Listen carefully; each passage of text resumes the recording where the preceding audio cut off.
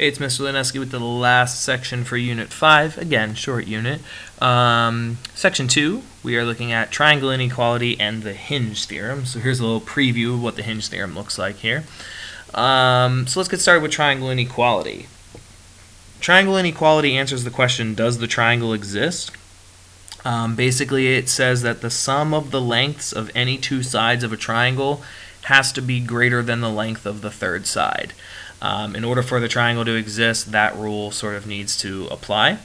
And so if we take a look at this problem, question number 1, it says, can these lengths be the sides of a triangle? And so the hint here, what you want to do to solve this is if I give you 3 numbers, the rule is to add the two smallest numbers together, and it must be bigger than the third side in order for the triangle to exist. And so if it's not bigger than the third side, then you just say, no, the triangle does not exist. So here, they're all 2's, so basically we just need to say that 2 plus 2 is greater than 2. And if that's a true statement, then the triangle exists. So 2 plus 2 is 4. Is 4 greater than 2? Yes, triangle exists. Over here, my two smallest numbers are 12 and 10. So we need to check, is 12 plus 10 greater than 15? Which, when we add together, we get 22, which 22 is greater than 15. Yes, triangle exists. Over here, we have 2, 2, and 4, so 2 and 2 are the smallest numbers. 2 plus 2 is 4. Is 4 greater than 4? No, it's equal to 4, so this is a situation where the triangle does not exist. Triangle with those side lengths doesn't exist. So there's another type of problem that we can ask you with triangle inequality where instead of giving you 3 sides and asking you does it exist, we give you 2 sides and sort of ask you give us a range of values that would make it exist. And so this is what those directions look like. Given 2 sides of a triangle, determine the possible side lengths for the third side.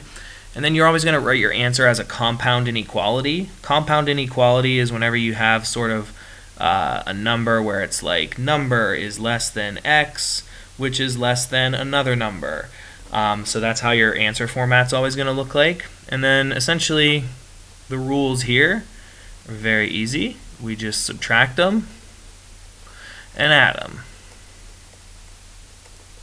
So when I give you these 2 numbers to figure out what numbers go here and here, first subtract them and then add them. So the subtract number should always go first because you should put them in order from smallest to largest. Sorry, my pen's getting a little wonky here. So this would be your subtract number and this would be your add number. So over here, if I gave you the sides 16 and 11, if I subtract them, 16 minus 11 is equal to 5. So that's my first number. X goes in the middle always. And then I add them. When I add 16 plus 11, that gives us 27. Same thing here. Add them, subtract them. So subtract them first. 21 minus 5 is equal to 16. X goes in the middle. Add them together. That gives me 26.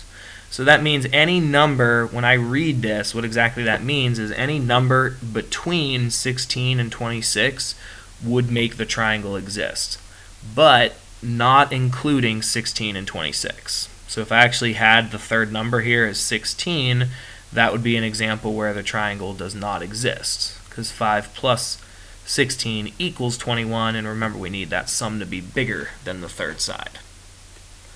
Alright, moving on, we're now going to talk about relating side lengths to angles. So the rule here is that the longest side and the largest angle of any triangle are always going to be opposite of each other. Shortest side and smallest angle are going to be opposite of each other as well. So if I give you this triangle with the 3 side lengths and ask you to put the angles in order from smallest to largest, so my angles here are angle P, angle Q, angle R.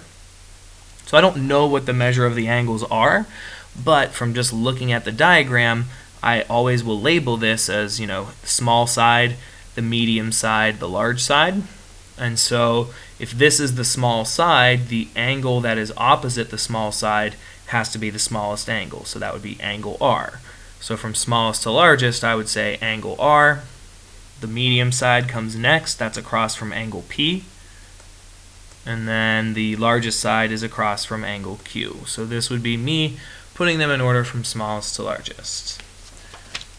Alright, the last thing that we will talk about in this unit is called the Hinge Theorem. The Hinge Theorem basically says if two sides in one triangle are congruent to two sides of another triangle, but the included angle of the first is larger than the included angle of the second, then the third side of the first has to be larger than the third side of the second.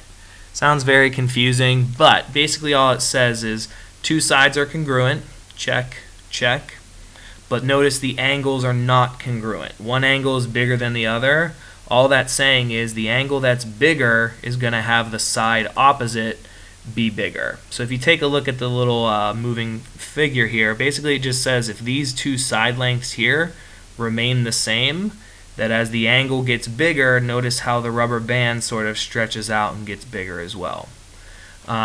So essentially the way I sort of describe this is I would say something like, since angle F is greater than angle C, we would be able to say something like side ED is greater than side BA.